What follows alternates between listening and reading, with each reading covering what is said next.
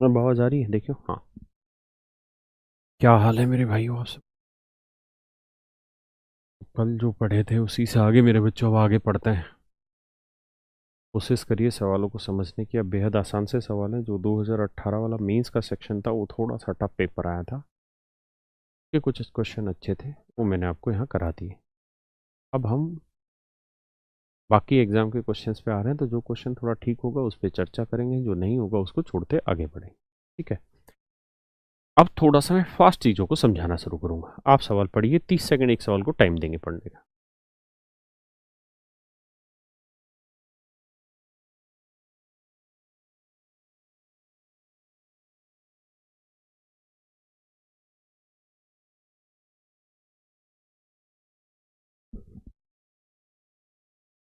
देखिए यार मेरे दोस्तों, सवाल में कह रहा है भैया ये कोई ट्रायंगल है एबीसी। कह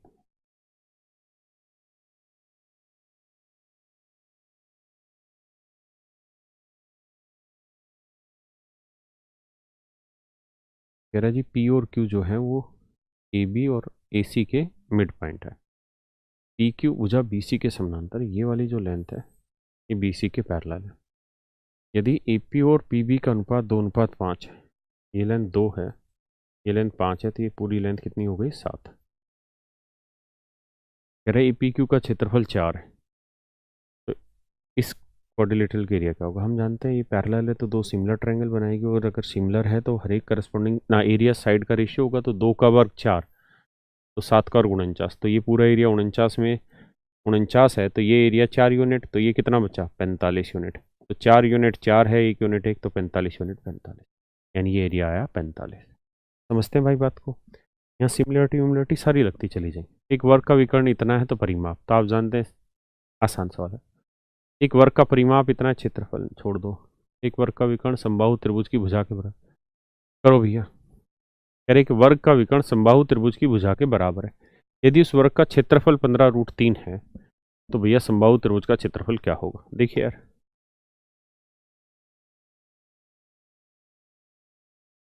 कहते हैं यदि उस वर्ग का क्षेत्रफल, स्क्वायर का एरिया यानी ए स्क्वायर जो है वो 15√3 है, तो हम जानते हैं कि यार ए की वैल्यू आ गई √15। हाँ है ना।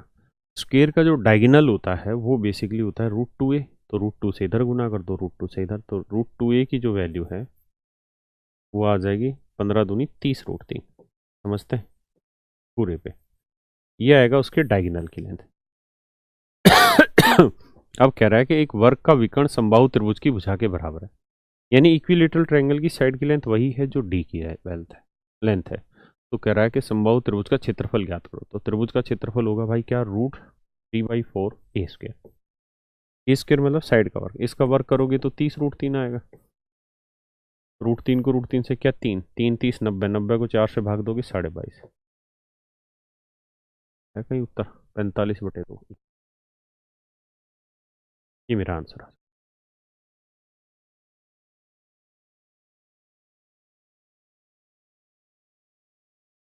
करो भैया, बेहद ही घटिया सवाल है। कहता है एक समचतुर्भुज है, इसकी साइड की लेंथ 10 है। अगर एक डायगोनल की लेंथ x है तो दूसरे वाले डायगोनल की लेंथ 2x होगी। ऐसा कहने लग रहा है कि एक डायगोनल दूसरे का अंधा नहीं आधा है। मतलब इस डायगोनल की लेंथ 2x है, तो ये वाला x होगा, तो ये x का आधा x/2 होगा, और ये 2x है तो ये x होगा। पाइथागोरस थ्योरम लगाएंगे, यहाँ से x की वैल्यू निकाल लेंगे। एरिया चाहिए, तो एरिया क्या होगा? हाफ इंटू दोनों डायगोनल, तो एक 2x है और एक x, सॉरी, x स्क्वायर आपका आंसर आ जाए। है ना? तो यहाँ से पाइथागोरस थ्योरम करके x स्क्वायर की वैल्यू निकाल लेना। करिए यार।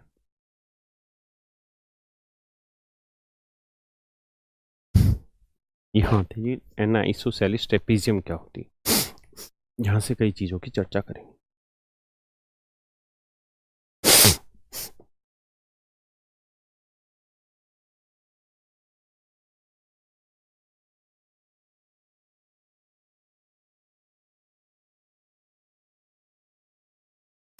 ये कहलाती है मेरे बच्चों आइसोसेलिस ट्रेपीजियम।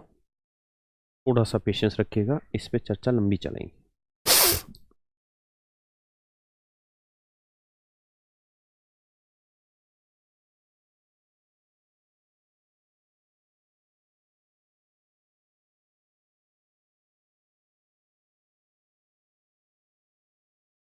समद्विबाहु समलम चतुर्भुज।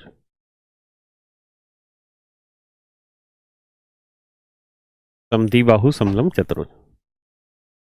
समद्विबाहु समलम चतुर्भुज यानी ऐसी समलम चतुर्भुज जिसमें दोनों बाहें समान है, दोनों बाहें जिसमें समान है ना। यानी जो नॉन पैरेलल लाइन है ये दोनों की दोनों आपस में पैरेलल हो ना, सॉरी सॉरी माफ करना भाई, बराबर होती ए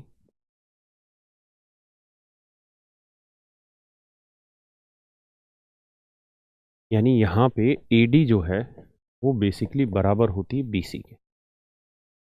दूसरी एक बात और कि एंगल A और एंगल B जो होते हैं वो भी आपस में बराबर होते हैं। यानी भाई ये कोण थीटा है तो ये वाला कोण भी थीटा होगा, इस बात को ध्यान। अब आप एक बात समझिए कि अगर ये आइसोसेलेस ट्रेपीजियम है और ये एंगल थीटा है और ये एंगल भी थीटा है तो ये दोनों भी बराबर होंगे, क्योंकि दो पैरेलल लाइन है, इन्हें कोई ट्रायंगल सॉरी ट्रांसवर्सल लाइन काट रही है तो इन दोनों ही कोणों का जो योग होता है वो 180 होता है। तो ये थीटा ही 180 माइनस थीटा है ना, और ये भी मेरे बच्चों 180 माइनस थीटा। यानी आइसोसेलेस ट्रेपीजियम जो होती है उसमें हाथ वाले कोण बराबर होते हैं, A और B बराबर हैं और D और C भी बराबर है। आपने एक संबंध और भी यहाँ देख लिया क्या कि D और C बराबर है, A और B बराबर है। क्या संबंध देख लिया?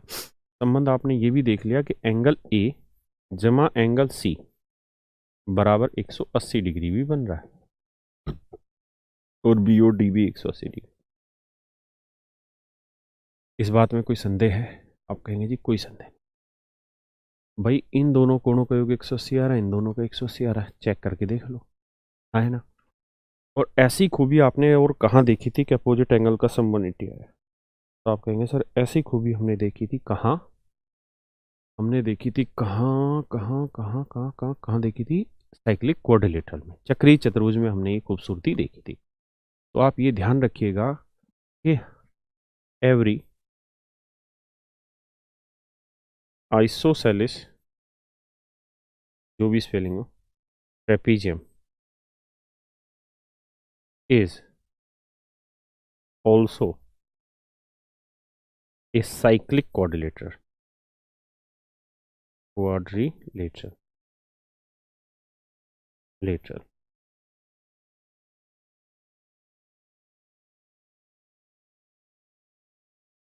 कि हर समद्विबाहु समचतुर्भुज, हर समद्विबाहु समचतुर्भुज चक्रीय चतुर्भुज भी होती है।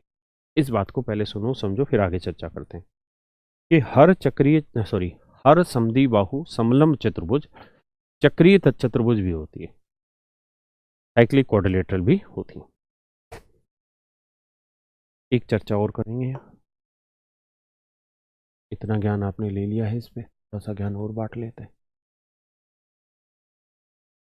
आपको ये बात पता है कि मैंने ये तरीका सिखाया था, फार्मूला आपको लगातार सिखाया था कि AC² plus BD² general tele उसमें अरे क्या नाम है ट्रेपीजियम में, किसी भी समलंब चतुर्भुज में ये सूत्र सिखाया था कि उनके दोनों विकर्णों की लंबाई का जो योग है वो हमेशा ही non parallel line AD² plus BC², इनके स्क्वायर के सम प्लस में ट्वाइस ऑफ दोनों पैरेलल लाइन है AB इंटू DC,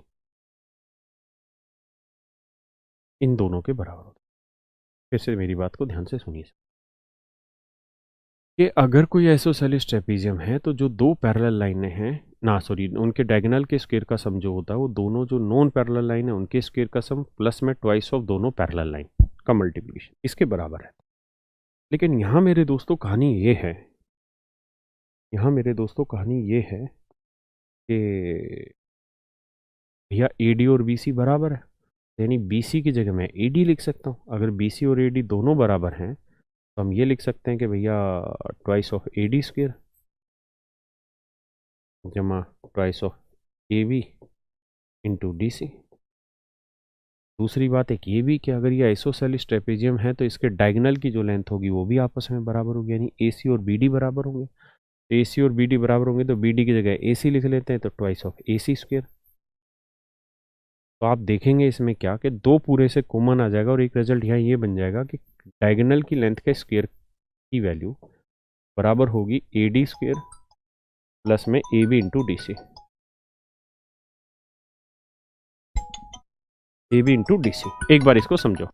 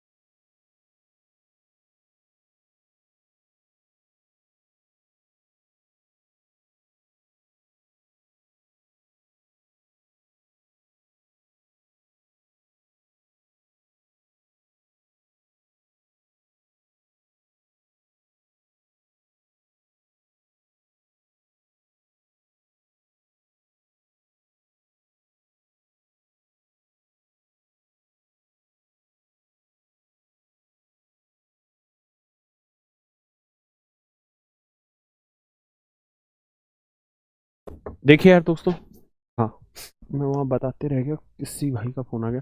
ये बात समझ गए, ये उसी फार्मूले से बना है कि दोनों ही डायगोनल की लेंथ बराबर होती है कि, तो हम ये कह देंगे आइसोसेलेस ट्रेपीजियम में डायगोनल के स्क्वायर का सम जो होगा वो नॉन पैरेलल लाइन की साइड के स्क्वायर का सम प्लस में दोनों पैरेलल लाइन के मल्टीप्लिकेशन के बराबर होगा। हाँ ना, ये आइसोसेलेस ट्रेपीजियम।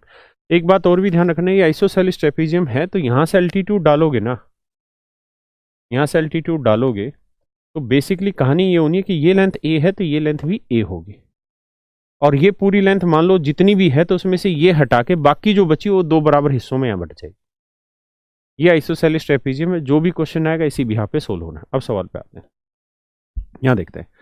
कहता है इन आइसोसेलेस ट्रेपीजियम एक समद्विबाहु समलंब में अपोजिट साइड्स आर पैरेलल, विपरीत भुजाएं समानांतर होती है। तो बात गलत है क्योंकि ट्रेपीजियम में अपोजिट साइड्स पैरेलल नहीं होती, क्योंकि अगर ये ट्रेपीजियम है तो केवल एक ही पेयर पैरेलल है, ये दोनों तो पैरेलल नहीं होगी ना, गलत है। अपोजिट एंगल्स आर सप्लीमेंट्री, ये बात सही है कि अपोजिट एंगल जो है वो सप्लीमेंट्री होंगे, इन दोनों को कोणों का जोड़ 180 डिग्री होगा, ये बात कहीं ना कहीं सही। Opposite sides are not equal, ये बात भी गलत है, क्योंकि ये दोनों साइडें आपस में बराबर होती हैं। हिंदी में कुछ और कह रहा है, विपरीत कोण समान नहीं होते। डायगोनल बाइसेक्ट अपोजिट एंगल्स, ये एक मिनट रुक जाओ, सी ऑप्शन में देखता हूँ बुक में क्या है, पता चले। सी ही ऑप्शन का डाल रखा हो।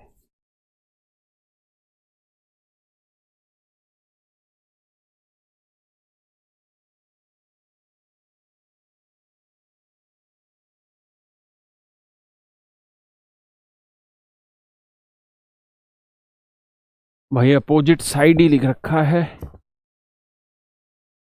ये opposite angles are not equal, ये होगा यहाँ पे, यहाँ एंगल लिख लो, जो मर्जी लिख लो, opposite angles are not equal, ये भी हो सकता है,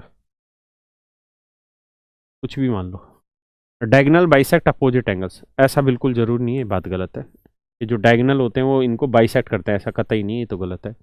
देखो यार, ये गलत है, ये गलत है। इस वाले में एंगल लिख रहे हैं तो भी बात सही है कि अपोजिट एंगल इक्वल होते हैं, जबकि वो कह रहा है कि इक्वल नहीं होते, तो भी ये बात गलत है। तो केवल और केवल बी ऑप्शन बचा जो हमें सेटिस्फाई करता है कि भाई अपोजिट एंगल का सम 180 डिग्री होता है आइसोसेलेस ट्रेपेजियम। आइए यहाँ, एक वृत्त का व्यास वर्ग की भुजा के बराबर है, एक सर्कल है, उसका डायमीटर एक स्क्वायर की साइड के बराबर है। बहुत बेसिक क्वेश्चन है। तो वर्ग का क्षेत्रफल क्या है यदि वृत्त का क्षेत्रफल, देखिए यार वाहियात क्वेश्चन है। अगर ये सर्कल है और सर्कल की साइड की लेंथ ए है, तो यहाँ जो डायमीटर सर्कल बनेगा इसके अंदर, सॉरी, उसका डायमीटर ए ही होगा, यानी रेडियस a/2 होगी। अब सवाल में कह रहा है वर्ग का क्षेत्रफल क्या है यदि वृत्त का क्षेत्रफल, तो वृत्त का क्षेत्रफल पाई आर स्क्वायर होगा, पाई a स्क्वायर बाई 4 होगा, ये दे रखा है 64 पाई, तो पाई से पाई कट गया। पूछा क्या हमसे, वर्ग का, तो वर्ग का क्षेत्रफल होना भाई a स्क्वायर, तो 4 गुना 64 कर देंगे, ये हमारा आंसर आ गया। 256 मेरा आंसर है ना, 256 मेरे बच्चों मेरा आंसर आ गया।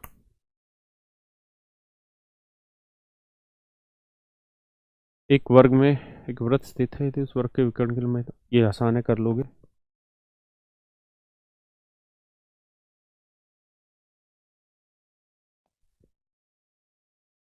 देखो यार, कह रहा है कि एक सर्कल का जो सरकमफ्रेंस है वो निकाल लोगे 2πr, वो एक इक्विलेटरल ट्रायंगल की पेरीमीटर के बराबर है, तो इसका 3a होगा, तो जो इसका पेरीमीटर है यानी सरकमफ्रेंस, वो इसके इक्वल रख देना, साइड आ जाएगी, फिर एरिया निकाल देना।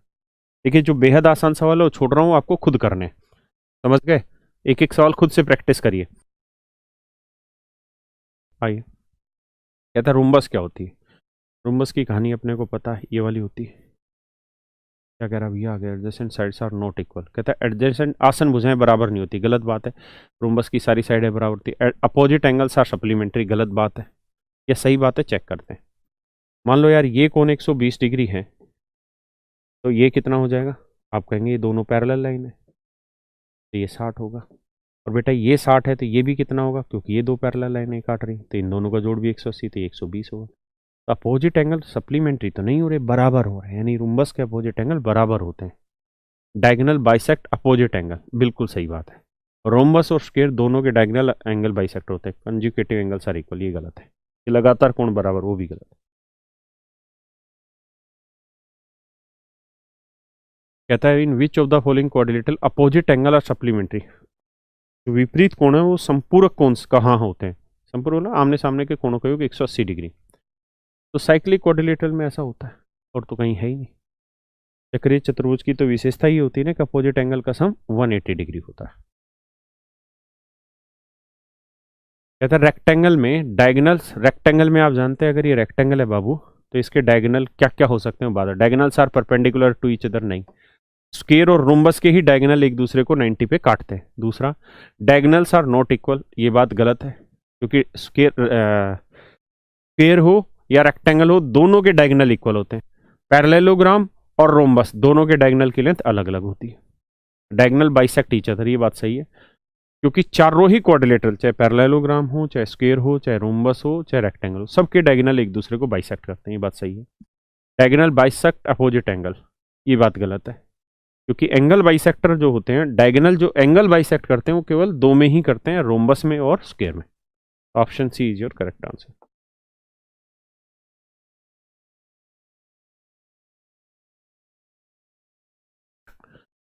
कर लोगे भाई? सूरत का व्यास एक वर्ग की भुजा के बराबर है। कहता है area of equal half of the product of its diagonal का क्षेत्रफल उसके विकर्ण के गुणनफल के आधे के बराबर है। आप जानते हैं रोम्बस का एरिया क्या लिखवाया था मैंने? रोम्बस का लिखवाया था मैंने area half into D1 into D2। मतलब दोनों डायगोनल के मल्टीप्लीकेशन का जो आधा होता है वो रोम्बस का एरिया होता है। तो रोम्बस है तो मान लेंगे, नहीं तो आगे बढ़ते हैं। Area of equal half the product of its diagonal का क्षेत्रफल किसके समान? पैरेललोग्राम का। काइट जो होती है पतंग, उसका ऐसा बनता है भैया, जो काइट होती है उसका ऐसा बनता है।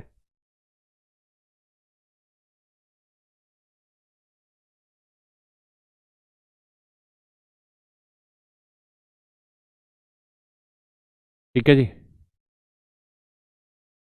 रेक्टेंगल में ऐसा नहीं होता, पैरेललोग्राम में भी ऐसा नहीं होता, साइक्लिक क्वाड्रिलेटरल में भी ऐसा नहीं होता।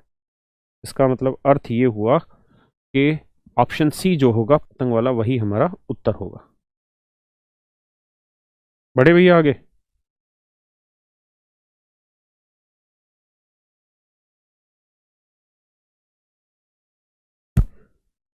आइए जी। काइट का मतलब रोम्बस, क्योंकि पतंग जो होती है वो ऐसे बनती है, रोम्बस की तरह।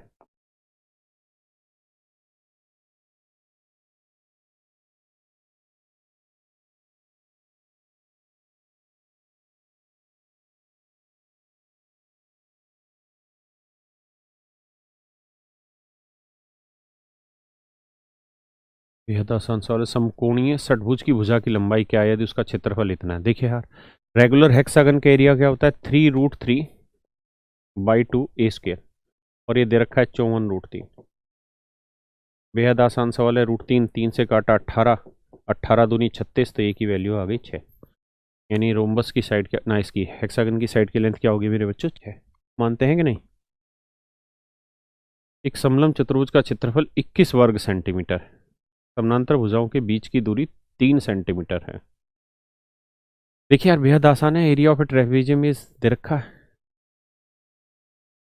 अब कह रहा है कि समानांतर भुजाओं के बीच की दूरी 3 है, यानी हाइट दे रखी है 3। समानांतर भुजाओं में एक की लंबाई 8.3 है, दूसरे की x मान लो, तो एरिया क्या रहता है भाई ट्रेपेजियम का? Half into sum of both parallel line, यानी x plus 8.3 into height between both parallel line, और ये दे रखा है 21 के। सोल्व कर दीजिए, x की वैल्यू आ जाएगी। ऑप्शन से चले जाइए। उस चाप के केंद्रीय कोण का माप क्या होगा जिसकी लंबाई इतने और वृत्त की त्रिज्या इतनी? सेक्टर दे रखा है, रेडियस दे दी, लेंथ दे दी, आर्क की निकाल दो भाई। का क्षेत्रफल इतना है, उस वृत्त की त्रिज्या बताइए जिसका क्षेत्रफल इतना है और जिससे संबंधित केंद्रीय कोण इतना है। Find the radius of a circle if the area of its sector. कहता है ये कोई सेक्टर है भैया, इस सेक्टर का एरिया दे रखा है 30.8 है, और इसका जो कोण है वो 72 है। आप जानते हैं क्या कि भाई एरिया होना है सेक्टर का क्या? थीटा बटे 360 πr²। और ये वैल्यू है 308 के 30.8। सोल्व करके आर की वैल्यू आ जाएगी। उस केंद्रीय कोण का माप क्या होगा जिसका क्षेत्रफल? सेम वैसा ही सवाल। कहते हैं at least one diagonal bisect the other. कम से कम एक विकर्ण दूसरे को दो भागों में बांटता है, किस में?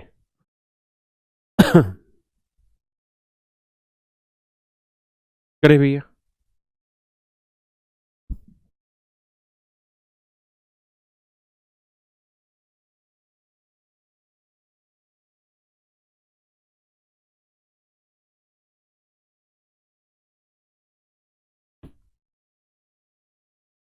देखिए यार, काइट में ऐसा सीन होता है, मैं काइट को डिटेल भी पढ़ाता हूँ इन थोड़ी देर में।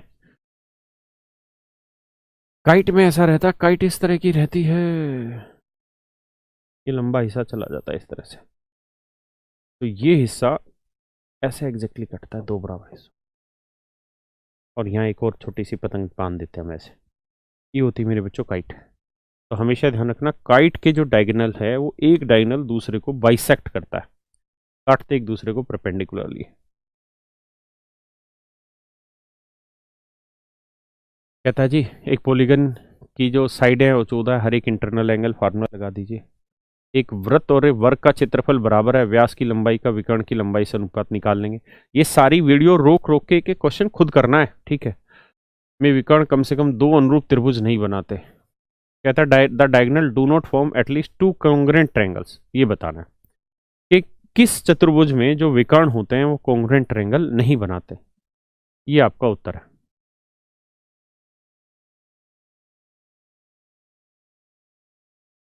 देखिए यार दोस्तों, पैरेललोग्राम लोगे कॉन्ग्रुएंट ट्रायंगल बननी ही बननी है, रोम्बस लोगे बनेगी बनेगी, काइट लोगे बनेगी बनेगी। केवल ट्रेपीजियम ऐसा है कि इसमें जो डायगोनल बनेंगे तो कॉन्ग्रुएंट कभी नहीं बनाएगी। केवल ट्रेपीजियम ऐसी है जिसमें डायगोनल जो हैं वो कॉन्ग्रुएंट ट्रायंगल किसी भी हालत में नहीं बनाते। सिमिलर तो बनाते हैं, ये सिमिलर हो जाती इसके, लेकिन कॉन्ग्रुएंट नहीं होती। समरूप होती है, कॉन्ग्रुएंट नहीं होती। क्लियर है भाई, सिमिलर होती है, कॉन्ग्रुएंट नहीं होती। इस बात का ध्यान रखिए विशेष रूप से।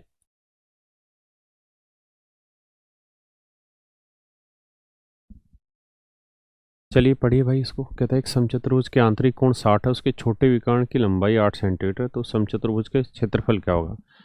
बेहद ही घटिया टाइप का क्वेश्चन है। अच्छा कर काइट के बारे में बताओ, बता रहा हूँ अभी इस सवाल के बाद। बेटा ये बताओ कि छोटा डायगोनल ये वाला होगा, ये वाला एंगल 60 है, इसकी लेंथ है कितनी।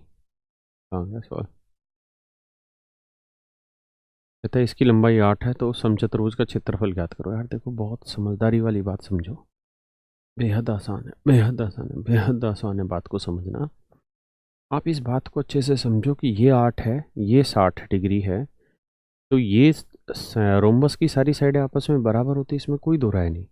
ये जितनी उतनी ये है, तो ये एंगल भी 60 होगा, ये भी 60 होगा, मतलब इक्विलेटरल ट्रायंगल होगी। ये साइड भी 8, ये साइड भी 8, ये भी 8, ये भी 8। अब कहानी को समझिए आगे क्या।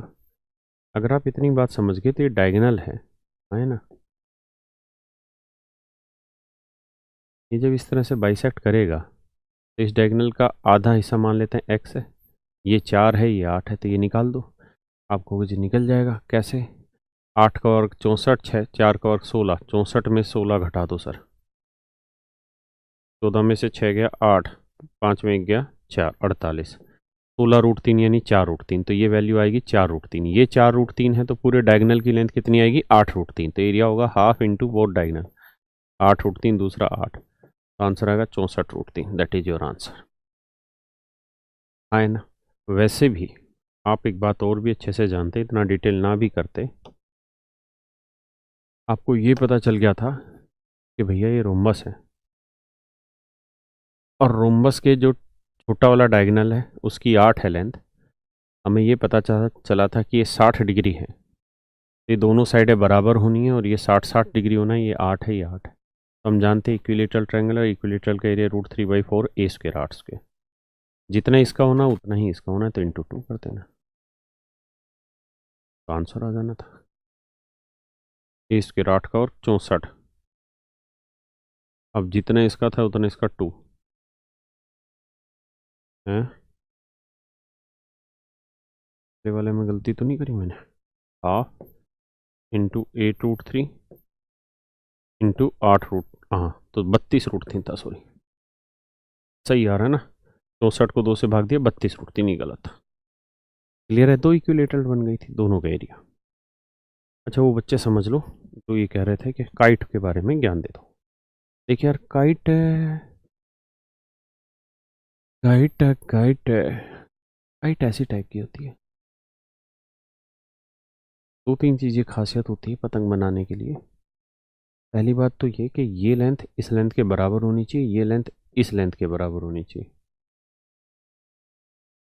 ये डायगोनल एक दूसरे को 90 पे काटते हैं, साथ में ये लेंथ और ये लेंथ आपस में बराबर होती है, बस ये पतंग है और कुछ नहीं है।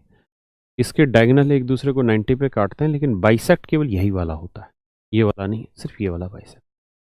हाँ है ना, एक काइट की कहानी और सवाल भाई करिए जी। कह रहा है कि किस चतुर्भुज के अपोजिट जो एंगल हैं वो सप्लीमेंट्री नॉट, बहुत ध्यान देना, आर नॉट सप्लीमेंट्री, सप्लीमेंट्री नहीं है, जिनके कोणों का योग 180 नहीं। इसके तो 180 होगा, स्क्वायर का भी 180 होगा, 90 90, रेक्टेंगल का भी 180 होगा। समानांतर चतुर्भुज के आमने सामने के कोण बराबर होते हैं लेकिन 180 डिग्री नहीं होता।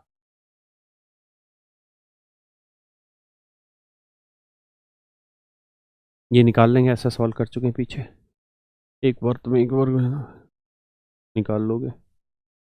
एक 12, अच्छा, डोडा हेड्रन पेपर का क्वेश्चन है भाई। डोडा हेड्रन क्या लिख रखा है? डोडिकाहेड्रन, डोडिकाहेड्रन, ये 30 किनारे। How many vertices does it have? करो भाई, बताता हूँ इसको भी फिर।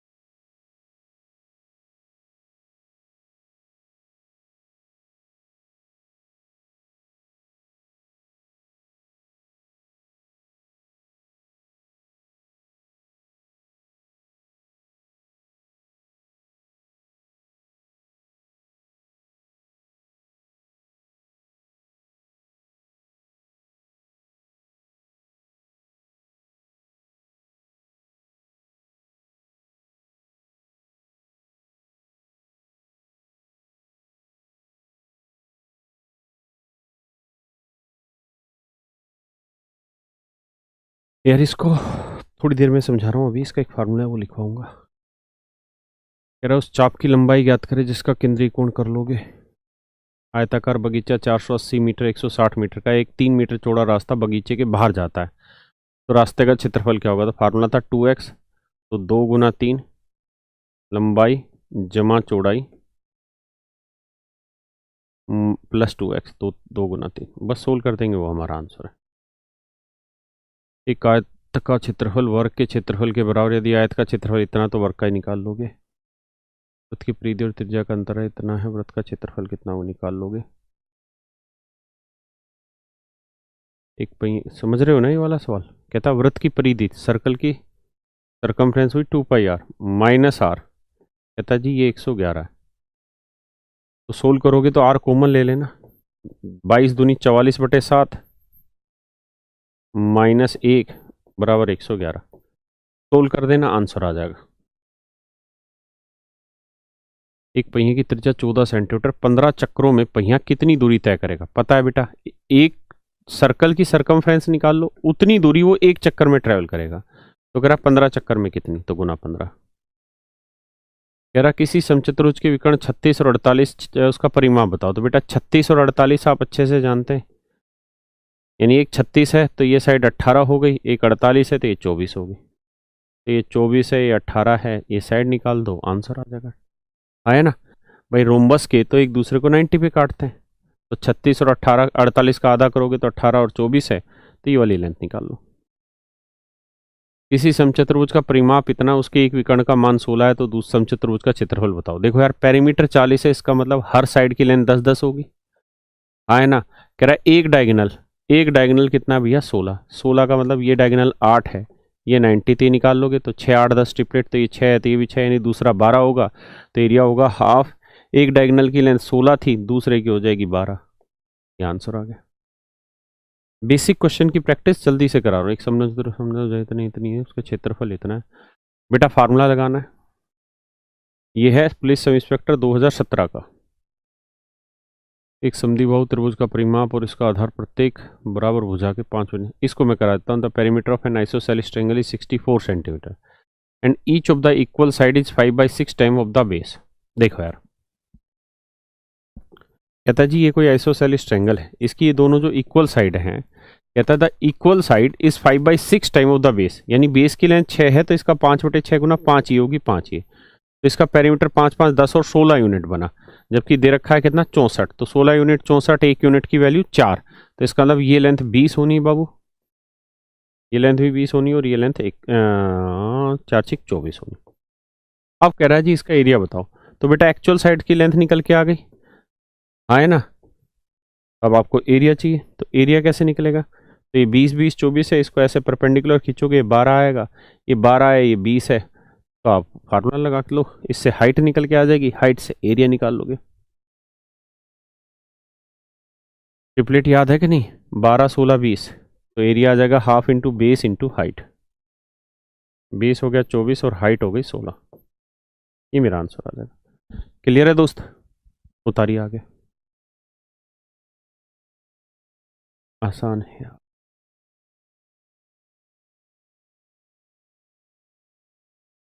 ये सवाल भाई मैं पीछे करा चुका हूं आपको, ठीक है। क्या है, कहता 3 सर्कल हैं, CAPF में क्वेश्चन आया था, कहता 3 सर्कल, एक सर्कल ये है, एक सर्कल ये है, एक सर्कल ये, कहता है तीनों सर्कल एक दूसरे को इस तरह सेट है कि एक दूसरे को टच करते हैं, तो इन तीनों वृत्तों द्वारा घेरे गए, यानी इस वाले पोर्शन का एरिया बताना है क्या होगा।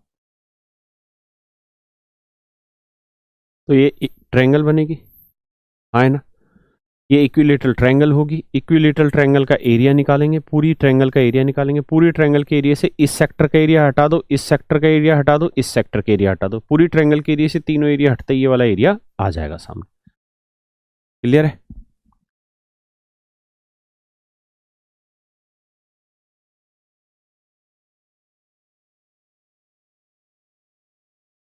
करिए जी। कहता है एक समद्विबाहु त्रिभुज ABE है, समद्विबाहु त्रिभुज ABE, शब्दों पे ध्यान देना, यानी ये दोनों साइडें आपस में बराबर है, इसका क्षेत्रफल 72 है, BE बराबर है, AB और BE बराबर है, AB 2 ट्वाइस ऑफ AD, उसके मारो गोली। तो यहाँ से पहले BCD का क्षेत्रफल निकालो, पहले इसे x है तो ये भी x है मेरे बच्चों, तो एरिया होगा हाफ इंटू एक्स के, ये एरिया बना ट्रायंगल का, ये 72 है, 72 दूनी 144, तो x की वैल्यू आ गई 12, यानी ये साइड की लेंथ 12 है, ये साइड की लेंथ भी 12। अब कह रहा है ABCD का एरिया बताइए, और कह रहा है कि AB जो है वो ट्वाइस ऑफ AD है, AB की लेंथ AD की डबल है, तो ये 12 है, तो ये लेंथ कितनी आई भाई 6, हाँ है ना। और सवाल में दिया गया in the given figure area of isosceles triangle AB is 72 centimetre and BE equals to AB, BE और AB आपस में बराबर है, बहुत सुंदर बात थी। AB is twice of AD, that is also good. AE parallel to DC, कहता है AE जो है वो DC के पैरेलल है, इसका मतलब ये लेंथ 6 है तो ये लेंथ भी 6 होगी, ये पूरी लेंथ होगी 12 6 18, ये हो गई 6, तो एरिया हो जाएगा ट्रेपीजियम का क्या, half into sum of parallel line, तो ये 6 और ये 12 6 18 इंटू परपेंडिकुलर डिस्टेंस, तो परपेंडिकुलर डिस्टेंस कितनी हो गई 12, ये मेरा आंसर आ गया।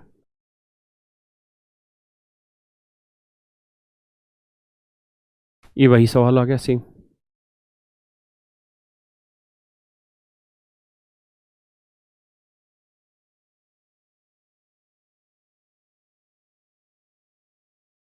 देखिए यार ये सवाल भी पीछे कई बार पूछा जा चुका है,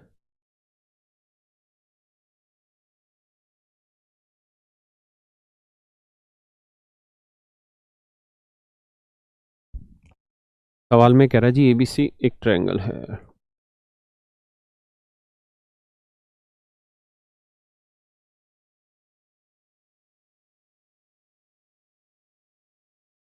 इसमें भुजा BC के समानांतर AB और AC को D और E पे काटता है, AB को D पे काटता है, AC को मेरे भाई कोई E पॉइंट पे काटता है। बिंदु D भुजा AB को, ये लाइन इसके पैरेलल है, कहता है D AB को 1:4 में, यानी ये 1 है तो ये 4 है, तो ये पूरी लेंथ आ गई 5, तो साइडों का रेशियो 1:5 है, तो एरिया का रेशियो क्या होगा स्क्वायर, तो इसका एक का और एक तो 5 का और 25, 25 में गया 24, इस क्वाड्रिलेटरल का एरिया आ गया 24। अब कह रहा है कि एबीसी का क्षेत्रफल 200 है, ए बी सी का क्षेत्रफल 200, 24 और एक 25 यूनिट है 200, तो भैया एक यूनिट की वैल्यू कितनी आ गई 8। तो पूछ रहा है डीईसीबी का एरिया, तो 24 × 8, 8 चौक 32, 8 दूनी 16 और 3 19, 192 एरिया आ जाएगा। हाँ है ना मेरे बच्चों।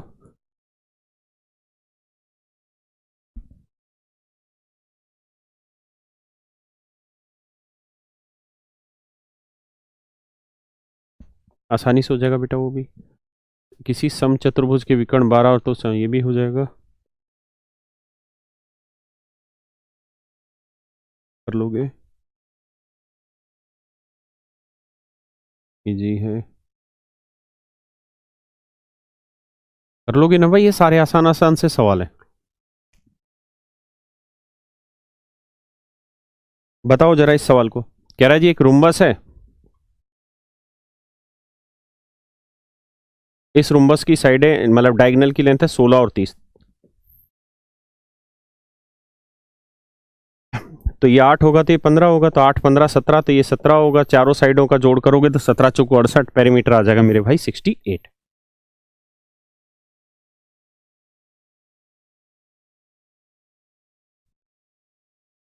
कहता है इतने वर्ग सेंटीमीटर पृष्ठ क्षेत्रफल वाले गोले का व्यास ज्ञात करें, यानी पाई आर स्क्वायर की वैल्यू आपको दे रखी है, डायमीटर पूछ रहा है, ये भी वही सेम टाइप है। कह रहा है जी एक हेक्सागन के एरिया बताइए अगर साइड इतनी है, तो 3√3/2 a² फार्मूला। ये सवाल अच्छा करिए कोशिश। कहता है एक चतुर्भुज के 4 क्रमागत कोणों का माप 7 11 7 11 के अनुपात में चतुर्भुज क्या है।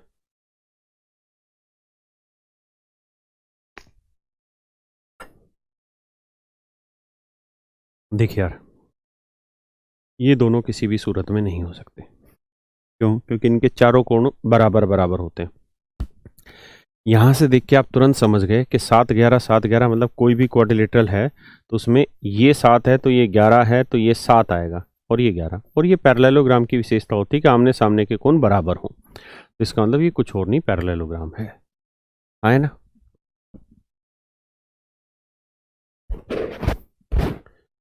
ये सवाल बहुत ज्यादा पूछे गए थे, ये करिए, एबीसीडी रेक्टेंगल है,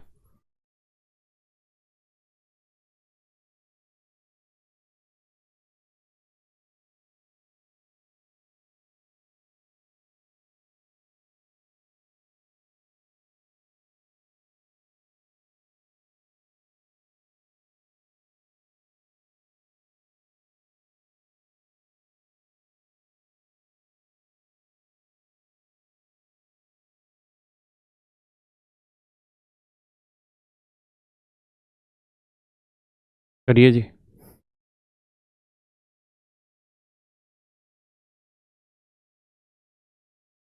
डी 60 है, डी एफ की लेंथ है 40, तो एबीसीडी का एरिया बताना है आपने, करो मेरे दोस्तों।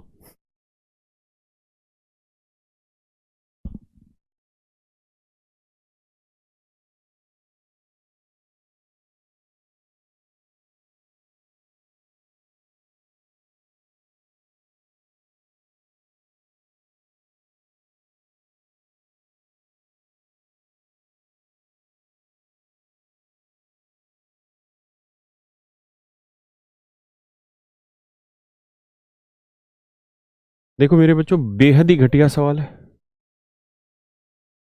इसको इससे मिलाते हैं तो बेस हो गया 40 और हाइट हो गई 60, तो इस ट्रेंगल के एरिया बताइए डीएफसी का, तो half into base into height 40 × 60, तो ये उत्तर आया 1200। अब आप एक बात अच्छे से समझते हैं क्या, कि भैया हम तुमको समझाए थे ना क्या।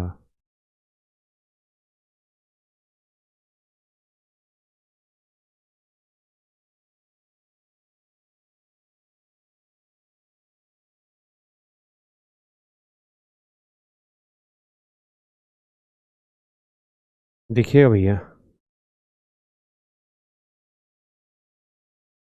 याद कीजिए वो बातें जो तुम्हें समझाई गई थी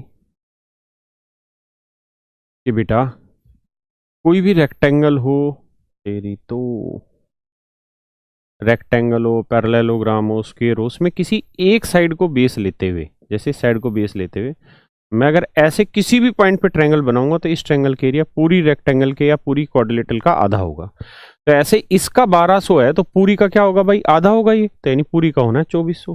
2400 है, C option is your answer. 2400 मेरे बच्चों आपका आंसर होगा। करिए।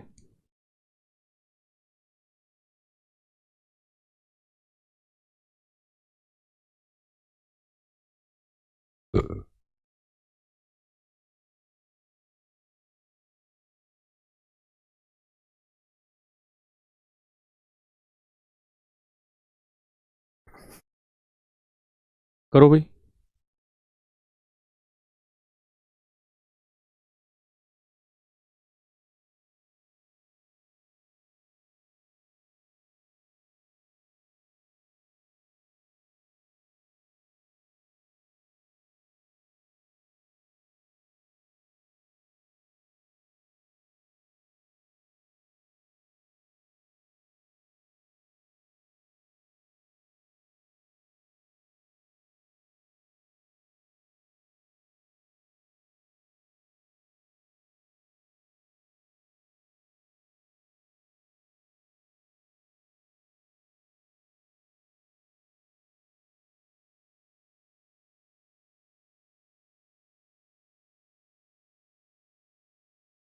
देखिए यार,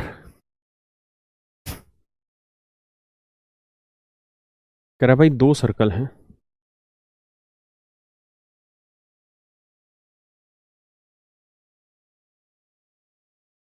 एक दूसरे को एक्सटर्नली टच करते हैं भैया ना, सॉरी इंटरनली कहीं काटते पीटते होंगे। क्लियर है। कहता है जी उनकी कॉमन कोड की जो लेंथ है वो 12 है। कॉमन कोड की लेंथ है मतलब 12, तो ये लेंथ है 12। ठीक है जी। ये सर्कल का सेंटर होगा मान लो, कहीं ना कहीं तो होना ही है। तो आप जानते हैं इसे मिलाएंगे तो ये हमेशा 90 बनाएगा, तो ये लेंथ आएगी 6, 12 का आधा 6। कहता है इस वाले सर्कल का डायमीटर है 15, अगर डायमीटर बाबू 15 है तो रेडियस 15 का आधा 15/2 होगी। अब ये 15/2, ये 6, ये कितनी होगी, तो हमें एक पता है 9 12 15 ट्रिपलेट होता है। 9 12 15 ट्रिपलेट होता है, मानते हो। तो मैं अगर सबका ही आधा कर दूं तो 9/2, 12/2, 15/2, ये भी ट्रिपलेट होगा। तो ये 15/2, ये 6, ये 9/2 का मतलब 4.5।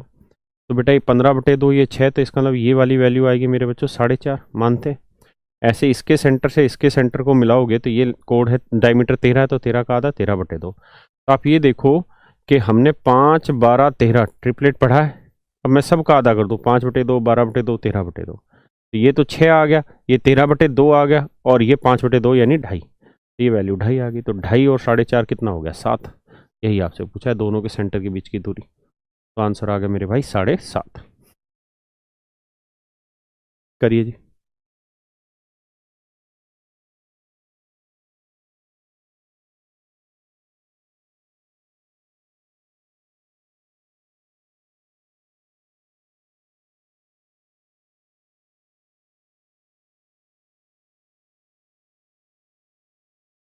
करिए मित्रों।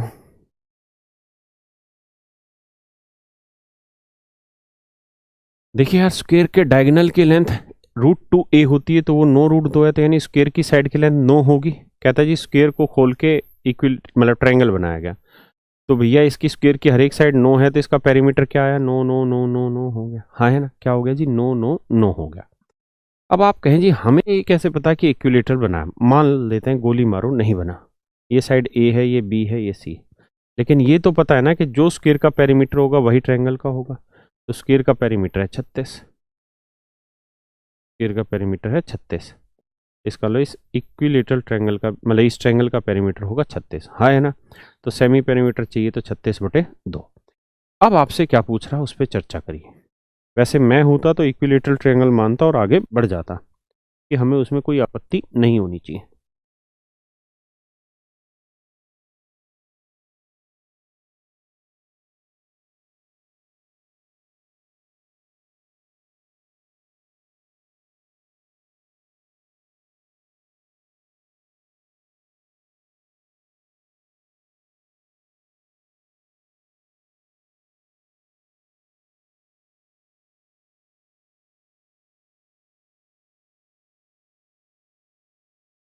बढ़े। देखिए यार, मेरे हिसाब से आप इसको इक्विलेटरल मान लो, क्योंकि कुछ दे ही नहीं रखा, तो समबाहु त्रिभुज मान लो। समबाहु त्रिभुज मानोगे तो 36 को 3 बराबर हिस्सों में बांटोगे तो कितना आएगा? 12 12 12। इसका मतलब ये साइड भी 12 ले लो, ये साइड भी 12 ले लो, और ये साइड भी 12। तो हर एक साइड की लेंथ 12 हो गई। अगर हर एक साइड की लेंथ 12 है तो पूछा क्या है?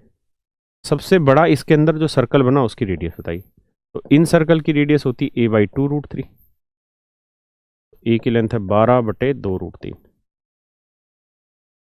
तो यह 6/√3। तो इसका एरिया पूछ रहा था, तो पाई आर स्क्र, तो पाई आर, तो 6 का वर्ग 36, √3 का 3, तो 12 पाई आ जाता आंसर। ये हमारा आंसर हो गया। क्लियर है जी?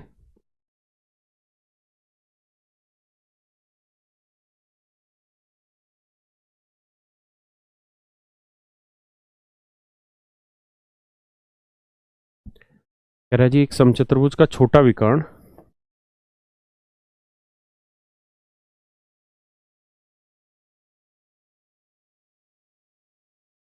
कहता है जी ये कोई रोम्बस है। क्या छोटा विकर्ण उसकी भुजा की लंबाई के बराबर है और प्रत्येक भुजा की लंबाई 4 सेंटीमीटर है। हर एक साइड की लेंथ 4 है, और जो छोटे वाला डायगोनल है उसकी लेंथ भी 4 बता रहा है ना? तो हम इस बात को समझेंगे कि ये लेंथ 2 होगी, तो ये निकाल लेंगे। 16 में से 4 गया 12, 2√3 आएगी, तो ये भी 2√3 आएगी, आए ना? अब पूछा ये है कि जो बड़ा डायगोनल होगा, तो बड़ा डायगोनल हुआ 4√3, तो बड़े वाले डायगोनल की साइड की लेंथ होगी 4√3। कहता है अगर इतनी ही लेंथ की कोई ट्रायंगल बना दे, समबाहु त्रिभुज बना दे, तो जिसकी साइड की लेंथ इस रोम्बस के बड़े वाले डायगोनल की लेंथ के बराबर है, तो कह रहा है जी उसका एरिया क्या होगा, यही पूछा ना। तो समबाहु त्रिभुज का क्षेत्रफल होगा √3/4 a² मतलब यही साइड का वर्ग, 4√3 गुना 4√3। देखो 4 से 4 काटो, √3 को 3, 3 चौक 12, √3 आंसर आ जाएगा। Option D is your correct answer. करिए जी आगे।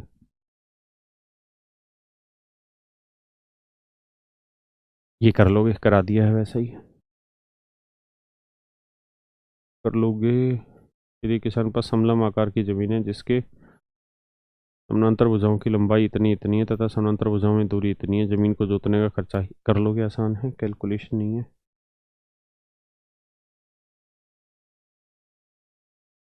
ये सवाल थोड़ा सा नया कर लो, मतलब पहले नहीं कराया, करके देखो एक बार।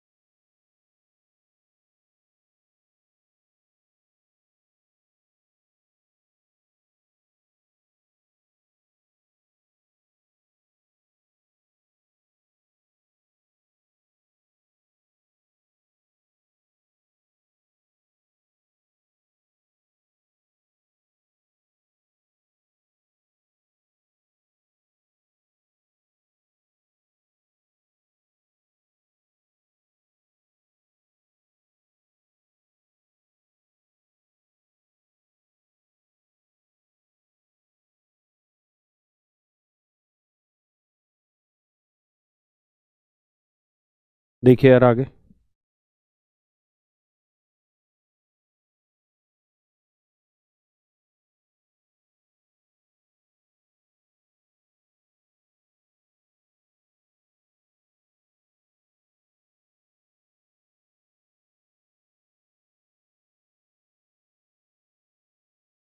देखो यार क्या कह रहा है सवाल में, समझते हैं। कहते हैं एक समबाहु त्रिभुज की भुजा की लंबाई 8 सेंटीमीटर है।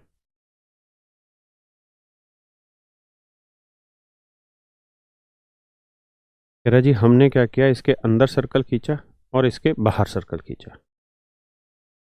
तो ये जो कॉमन पोर्शन बच गए इन दोनों के बीच में, इसका क्षेत्रफल क्या होगा? तो हम जानते हैं कि यार अगर समबाहु त्रिभुज की भुजा की लंबाई 8 सेंटीमीटर है, 8 सेंटीमीटर है, तो इसके सरकम सर्कल की रेडियस होगी a/√3, तो 8/√3, और इन सर्कल की रेडियस होगी a/2√3, तो 8/2√3, ये आ जाएगा 4/√3। तो एरिया निकालोगे πr², तो 64/3 पाई, और इसका आएगा 16/3 पाई। माइनस करोगे बड़े से छोटा तो भैया पाई कॉमन ले लेना, पाई का मतलब 22/7 कॉमन आ गया, और 64 में से 16 गया 48/3, 48/3 मतलब 16। सोल्व कर देना, दैट इज योर आंसर। 22/7 गुना 16 आपका उत्तर आ जाएगा। ठीक है भाई,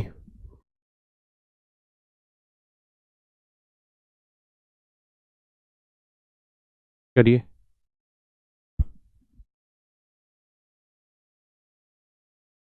कहता है एक वर्ताकार मैदान का समतल कराने में लागत 50 पैसे प्रति वर्ग मीटर दर से इतनी आती है। तो भैया 7700 रुपये खर्चा हुआ और 50 पैसे रेट है प्रति वर्ग मीटर का, तो काट पीट मचाओगे तो एरिया निकल के आ जाएगा।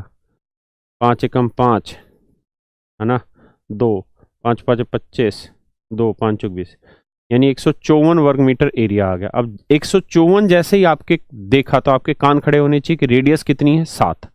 अगर रेडियस 7 है तो पेरीमीटर क्या होगा? 44। तो कहता है बाड़ लगाने की लागत 1 रुपये 20 पैसे प्रति मीटर है। तो सर्कल की सरकमफ्रेंस पे ही तो बाड़ लगाओगे, तो वो 44 है, 44 गुना 1.20, ये आंसर आ जाएगा। 100 है टन टन टन टन टन हाथी, उसके चारों ओर बाड़ लगाने की लागत एक। बेटा इस चला दे थोड़ी देर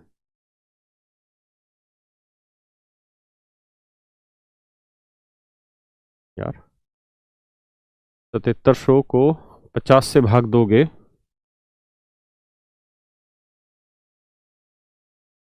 देखो 5 एकम 5, 2 5 5 25 5 20, ये तो ठीक है।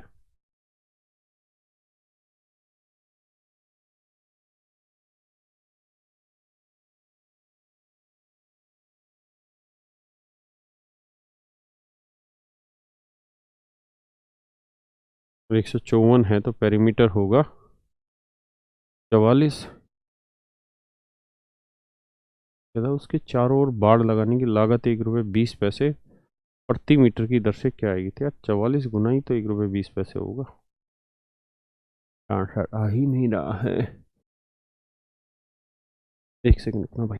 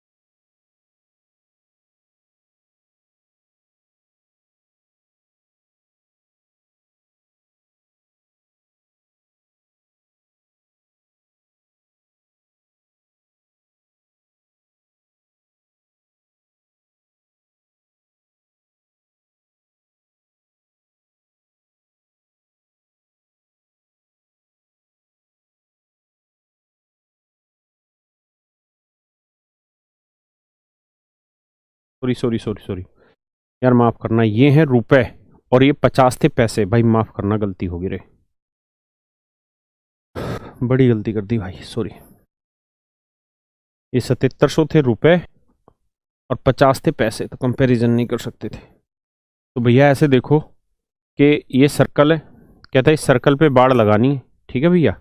तो बाड़ लगानी है तो मतलब इसका एरिया निकालना होगा, तो एरिया होगा πr², यानी 22/7, 22/7 इंटू r²। इतना एरिया है, और कहता है हर वर्ग मीटर पे 50 पैसे का खर्चा। 50 पैसे का मतलब 1/2 रुपये का खर्चा है, और टोटल खर्चा अभी 7700 रुपये का, सॉरी। अब यहाँ से भाई आर निकलेगी, और 2πr की जो वैल्यू आएगी उसको आप 1 रुपये 20 पैसे से गुना करना, तो आंसर आएगा। मैंने 7700 रुपये को 50 पैसे से भाग दे दिया, वहाँ गड़बड़ कर दी थी। 1/2 से भाग देना था। कर लोगे भाई? एक बराबर वाली भुजा समद्विबाहु त्रिभुज प्रत्येक तीसरी भुजा से दोगुनी। समद्विबाहु त्रिभुज समबाहु त्रिभुज करो भैया। In an isosceles triangle, the length of each equal side is twice the length of third side. The ratio of area of the isosceles triangle and an equilateral triangle with the same perimeter. देखिए यार क्या कह रहा है सवाल में। ऐसे कह रहा है कि यार हमने कोई आइसोसेलेस ट्रायंगल बनाई, तो इसमें प्रत्येक बराबर वाली भुजा तीसरी भुजा से दोगुनी, यानी ये साइड 1 है तो ये 2 है, ये 2, ऐसा कहने लग रहा है। और कह रहा है एक समबाहु त्रिभुज है और एक समद्विबाहु त्रिभुज है, दोनों का पेरीमीटर सेम है। एक इक्विलेटरल ट्रायंगल बनाते हैं। तो 2 2 4 और एक 5, 5 को 3 हिस्सों में बांट नहीं पाएंगे, तो करो क्या, 5 दूनी 10 भी नहीं बटेगा, 3 ले लो, इसे 3 ले लो, तो ये डबल 6 होगी, ये डबल 6 होगी, कोई बुराई है नहीं। तो 6 6 12 और 3 15, 15 को 3 बराबर भागों में बांटोगे तो 5 5 5, क्योंकि इक्विलेटरल ट्रायंगल है, एरिया सेम आना है। अब आप एक बात बताओ, अब मैं इसका एरिया जानना चाहूँ तो ये 6 है, ये 3 है, ये निकाल देंगे। तो ये 6 है तो ये 3/2 होगी, तो ये वाली निकाल लेंगे एल्टीट्यूड। कैसे निकलेगा भाई, 6 का वर्ग 36 है ना, और ये 9/4, तो 36 चौके 144, 144 में से 9 घटाएंगे तो ये आएगा 135/4। 135 को हम लिख सकते हैं क्या भैया, 45 तिये, तो 9 27 पांजे, मतलब 9 लिख सकते हैं ना, तो 9 9 का 3√15। ठीक है जी, ये हाइट आ गई, तो एरिया आ जाएगा इसका क्या, हाफ, बेस हो गया 3 और हाइट हो गई 3√15। जबकि इक्विलेटरल ट्रायंगल के एरिया आ जाएगा √3/4 ए स्क्वायर, यानी 5 का और 25। अब बैठाते जी सेटिंग, 2 दूनी 4 है ना। अब देखो यार, और तो कुछ कट रहा है भाई, यहाँ 3 है, यहाँ √3 है। आप चाहो तो √3 तो काट सकते हो, क्योंकि √15 के अंदर √3 भी है और √5 भी है भाई। ध्यान देना, ये था 3 गुना 3√15, √15 को लिख देते हैं √3 गुना √5 आपको समझाने के लिए, और यहाँ अनुपात में √3 गुना 25, 25 यानी 5 गुना 5। अब देखते हैं जी कैसे रेशियो दे रहा है। तो देखो भाई, √3 से √3 कटा, तो 9√5:25। अब ऐसे नहीं दे रहा वो, अच्छा नीचे का 2 छूट गया था क्या, हाँ तो 2 छूट गया, तो 2 से गुना कर देंगे इधर, तो ये आएगा 3 3 9 दूनी 18, 18√5 अनुपात 25। या तो ये आंसर होगा, या फिर √5 से काट सकते हैं, वैसे आंसर बैठेगा। गलती कहाँ कर रहे हैं,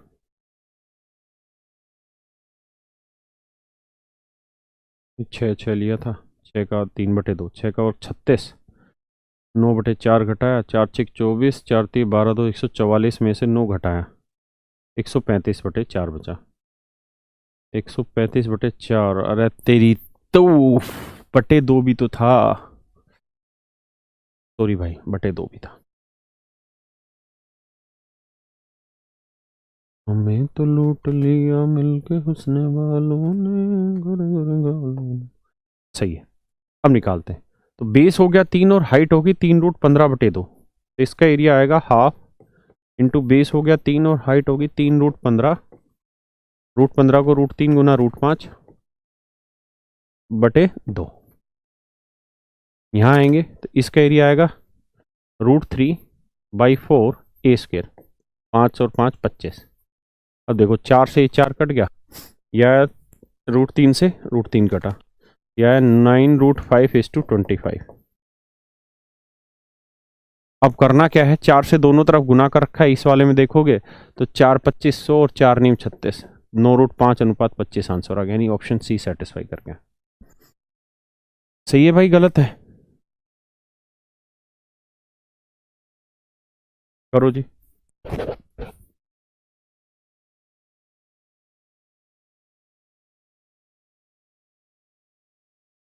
ये मैं करा चुका हूँ आपको पहले से। टायर 2 का आसान है, कर लोगे। कह रहा भाई किसी त्रिभुज की भुजाओं की लंबाई का अनुपात 1:2, 1:3, 1:4, सबको 4 थी, 12 से गुना कर दो, 12 12 12। तो ये आ जाएगी 6 साइड, ये आ जाएगी 4 साइड, और ये आ जाएगी 3 साइड। कह रहा पेरीमीटर इतना, 6 4 10 3 13, 13 यूनिट 104 है,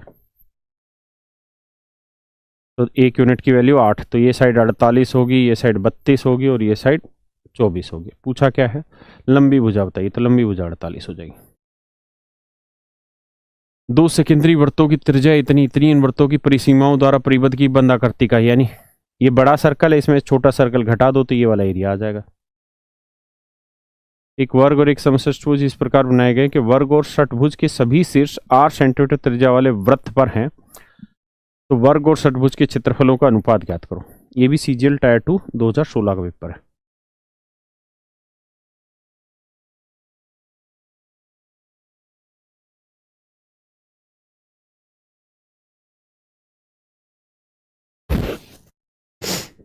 देखिए यार, कह रहा भैया एक सर्कल है, हाँ है ना, एक वर्ग और एक समषष्टभुज, कहता है इसी के अंदर एक रेगुलर हेक्सागन बना हुआ। मान लेते हैं रेगुलर हेक्सागन की साइड ए है। अगर बेटा रेगुलर हेक्सागन की साइड ए है तो इस सर्कम सर्कल की रेडियस क्या होगी, ए होगी। और कह रहा है जी इसी के अंदर हमने एक स्क्वायर बना रखा है, इसी के अंदर हमने एक स्क्वायर बना दिया। तो बेटा अगर स्क्वायर की साइड बी है तो सर्कम सर्कल की रेडियस क्या होगी, आप अच्छे से जानते हैं, इसका डायगोनल √2 भी, उसका आधा करोगे तो b/√2 आएगा। तो r की वैल्यू ही b/√2 होगी। तो ऐसा कैसे हो सकता है, ये भी दोनों रेडियस ही है तो बराबर कर देंगे, a = b/√2।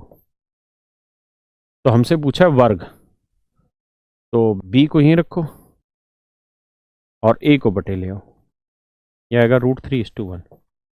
अब कह रहे जी इनके एरिया का रेशियो बताओ। तो मेरे बच्चों एक बात बताओ दिमाग लगा के, अगर आपको एरिया चाहिए तो स्क्वायर की साइड की लेंथ हमने क्या मानी थी, b। तो स्क्वायर की साइड की लेंथ √3 है, तो एरिया आ गया 3। और हेक्सागन की साइड हमने क्या मानी 1, तो हेक्सागन का एरिया होता है 3√3/2, ए स्क्वायर, 1 का वर्ग 1। तो 3 से 3 कटा तो आंसर आया 2:√3। 2:√3 आंसर ही नहीं, क्या कर रहे हैं, अरे रे रे रे रे रे, सही सही सही सही सही, बहुत गड़बड़ हो रही है भैया आज तो हमसे। ये √2 आना था यार यहाँ। तो भाई वर्ग का क्षेत्रफल हुआ 2, है ना, और इसका एरिया हुआ 3√3/2। तो 2 दूनी 4 अनुपात 3√3 आएगा। तो सी ऑप्शन हमारा आंसर होना।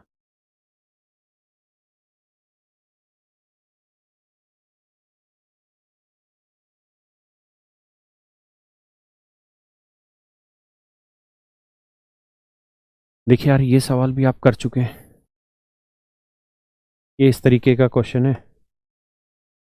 कहता है भाई एक सर्कल है ना, आप कह रहा था इसके अंदर बराबर त्रिज्या वाले इस प्रकार खींचे गए कि किसी वृत्त के चारों कोनों पर, 4 बराबर त्रिज्या वाले वृत्त इस प्रकार खींचे गए कि प्रत्येक वृत्त दूसरे 2 वृत्तों को स्पर्श करता है। ठीक है, तो कहता है जी इसमें 4 सर्कल खींचे गए हैं, इसको सेंटर लेते हुए एक सर्कल यहां खींच दिया, समझ गए, एक सर्कल यहां खींच दिया, थोड़ा और बड़ा कर लीजिए, एक सर्कल यहां खींच दिया भैया, ठीक है, एक सर्कल यहां खींच दिया,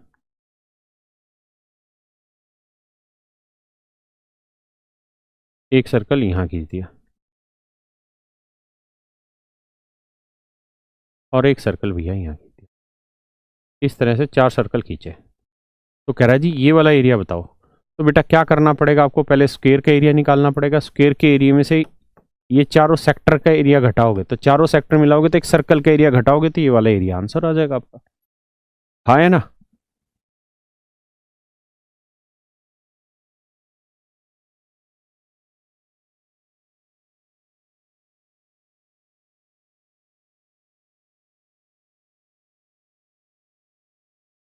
ये मैं करा चुका हूँ भाई आपको क्लास में सेम डाटा पे।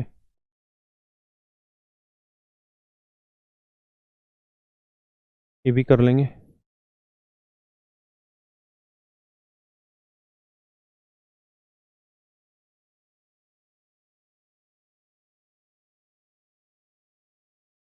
देखो यार, ये प्री का क्वेश्चन है, पहले आप पढ़ लो फिर कराता हूँ।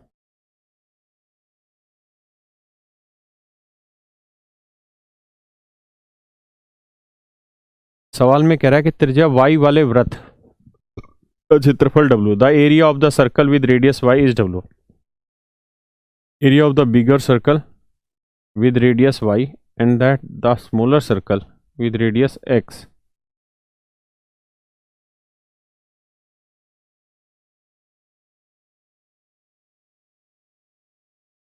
यार सवाल ही गलत। The difference between the area of the bigger circle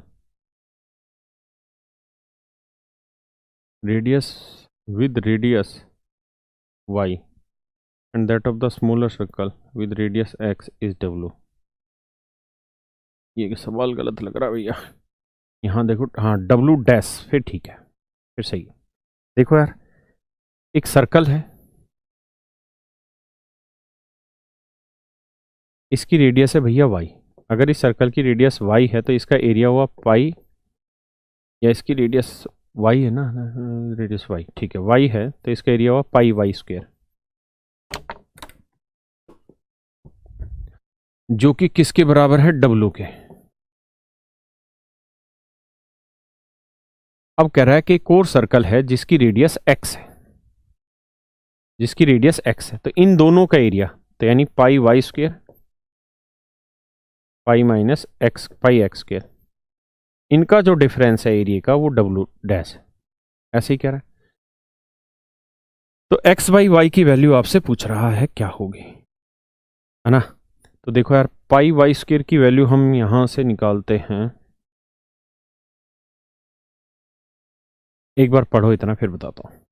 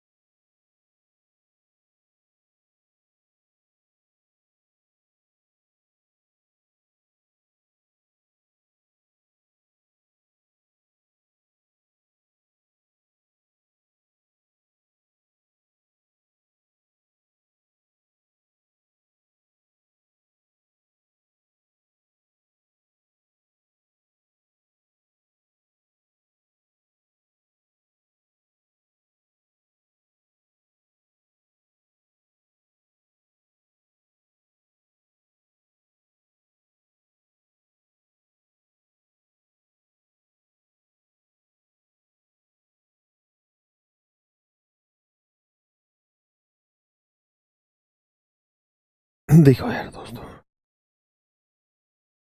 समझो भाई, दोबारा से समझो, यही चीज है। इस सर्कल की रेडियस है मान लो y, और एक दूसरा सर्कल बना लेते हैं, ये इस सर्कल की रेडियस है x, इसका एरिया बना पाई वाई स्क्वायर, उसको नाम रख लेते हैं w। इसका एरिया बना पाई एक्स स्क्वायर, इसका नाम रख लो थोड़ी देर के लिए a। और सवाल में कह रहा है कि इन दोनों सर्कल के एरिया का जो डिफरेंस है, यानी w माइनस a का जो डिफरेंस है, वो दे रखा है w डैश। ऐसा सवाल में कहा है कि वो w डैश है ना। हमसे पूछ रहा है कि x बाई वाई, तो पहले इस सर्कल के एरिया निकालो पाई एक्स स्क्वायर, इसका लिखोगे पाई वाई स्क्वायर, रेशियो आएगा a बाई डब्लू। है ना, पाई से पाई कट जाएगा। आपको चाहिए एक्स बाई वाई की वैल्यू, तो आप करो क्या यार, आपको करना ये होगा कि ए की वैल्यू यहां से उठा लो। ए की वैल्यू क्या आ जाएगी, डब्लू डैश माइनस डब्लू, ना गलत लिख दिया, ए उधर ले जाओगे तो तेरी तो ए की वैल्यू आ जाएगी डब्लू माइनस डब्लू डैश, मानते हैं कि नहीं, ए की वैल्यू आ जाएगी डब्लू माइनस डब्लू डैश, इस ए की जगह रख देते हैं डब्लू माइनस डब्लू डैश बटे डब्लू। आप देखोगे कि यार एक्स बाई वाई का होल स्क्वायर, डब्लू को डब्लू के बटे लिखोगे तो 1 आ जाएगा, और इसके बटे लिखोगे तो डब्लू डैश बटे डब्लू। अब मैं चाहूं यहां से तो ये स्क्वायर हटा सकता हूं, है ना, अगर मैं चाहूं तो ये स्क्वायर हटा दूं, स्क्वायर हटा दें तो ये स्क्वायर रूट यहां से हट के यहां लग जाएगा स्क्वायर रूट, और यही आपसे पूछा कि एक्स बाई वाई की वैल्यू क्या है, तो डब्लू डैश बटे वाई, ये वाला आपका आंसर आ जाएगा, है ना। ये मेरे बच्चों आपका क्या आ जाएगा आंसर, पक्का बढ़ा जाए आगे,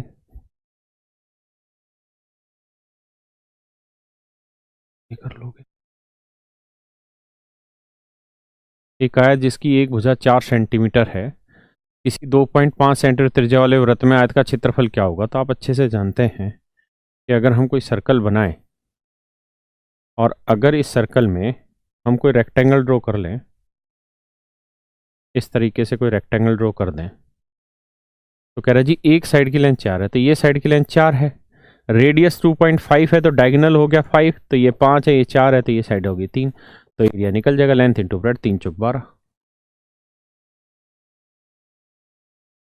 एक वर्ग और एक आयत की परिधि बराबर है, कहता है जी वर्ग और आयत दोनों का परिमाप बराबर, उनके क्षेत्रफल a वर्ग मीटर और b वर्ग मीटर है, तो कौन सा कथन इनमें से सही होगा। अच्छा क्वेश्चन है, करो, है बेहद आसान।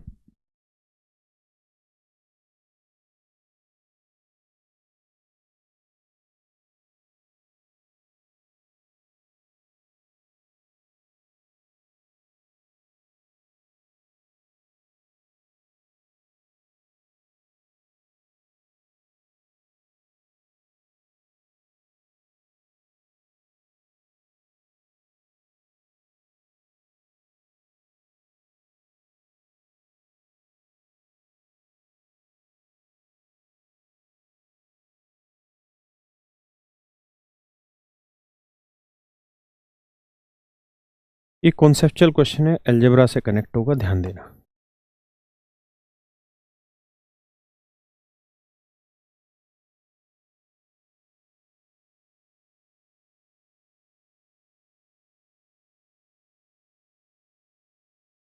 ये लेंथ है a और ये लेंथ है मान लो b, ठीक है, ये रेक्टेंगल थी और ये था स्क्वायर,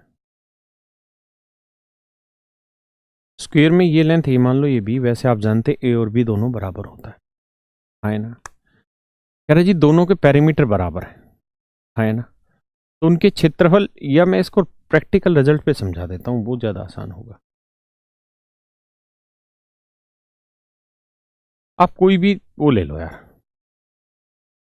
कोई भी साइड वाइड ले लो, मैं ये ले लेता हूँ 8 और ये ले लेता हूँ 6, है ना, तो 8 और 6 कितना बना भाई 14, तो ये बताओ कि इसका पेरीमीटर कितना बन गया 28, तो इसका पेरीमीटर 28 होगा, तो हर एक साइड कितनी बनेगी 7, तो बेटा ये बताओ कि इनका एरिया क्या होगा, 8 छिंग 48 और 7 7 49। तो आपने देखा कि यार ऐसा करने पे स्क्वायर का एरिया फालतू आ रहा है, जब भी रेक्टेंगल और स्क्वायर दोनों का पेरीमीटर बराबर होगा तो एरिया हमेशा ही स्क्वायर का फालतू आता है, एरिया हमेशा ही स्क्वायर का फालतू आता है।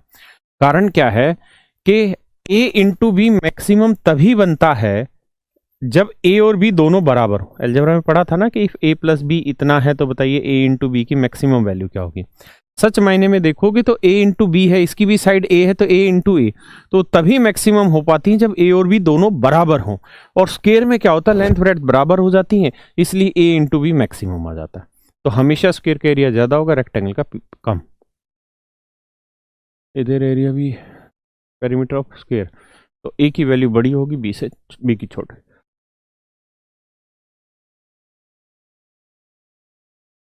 कर लोगे भाई। कह रहा जी आयत का क्षेत्रफल 60 वर्ग सेंटीमीटर, यानी लेंथ इंटू ब्रेड 60 है और उसका पेरीमीटर, तो twice of L plus B है 34 बेटा, तो एल प्लस बी आ गई 17, और एरिया होता है लेंथ इंटू ब्रेड्थ, वो दे रखा है 60। तो कहता है जिसके डायगोनल की लेंथ बताओ क्या होगी। यार देखो, या तो आप एल और बी की ऐसी वैल्यू निकाल लो जिन्हें जोड़ें तो 17 है और जिन्हें गुना करें तो 60 है, पहले तो यही सोच लो।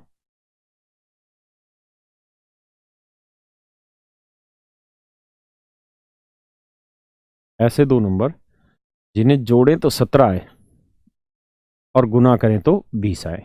नहीं तो फिर आपको एल और बी की अलग अलग वैल्यू निकालनी पड़ेगी। कैसे? आप निकाल लो एल माइनस बी का होल स्क्वायर क्या होता है।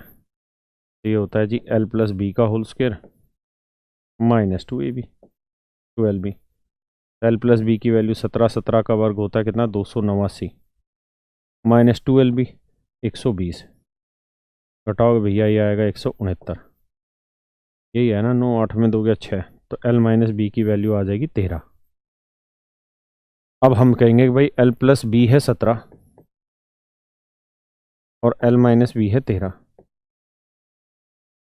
तो एल की वैल्यू जोड़ोगे तो आएगी 17 13 30 15 और बी की वैल्यू आएगी 2 है। क्या 17 में से 13 गया 4, 4 का था 2।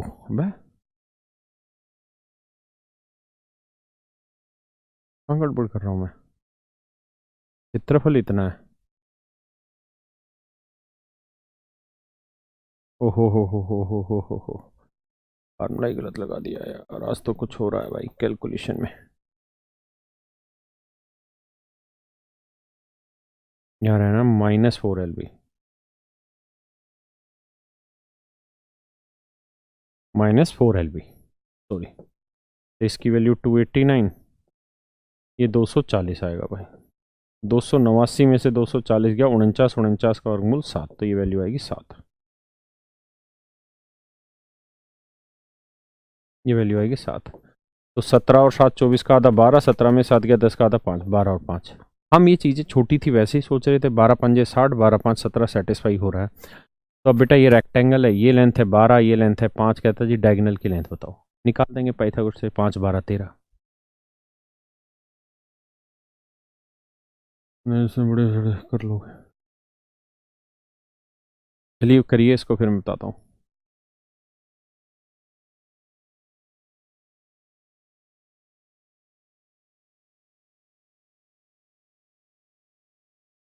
कहता है 6 सेंटीमीटर त्रिज्या वाले अर्धवर्त में, ये कोई सेमी सर्कल है, इसमें बनाए जा सकने वाले बड़े से बड़े त्रिभुज। तो बता रखा भाई बड़े से बड़ा जो त्रिभुज होगा उसका बेस मैक्सिमम होगा। तो त्रिज्या 6 है तो डायमीटर हो गया 12 और हाइट मैक्सिमम 6 ही ली जा सकती है, तो एरिया हो गया हाफ इंटू 12 इंटू 6।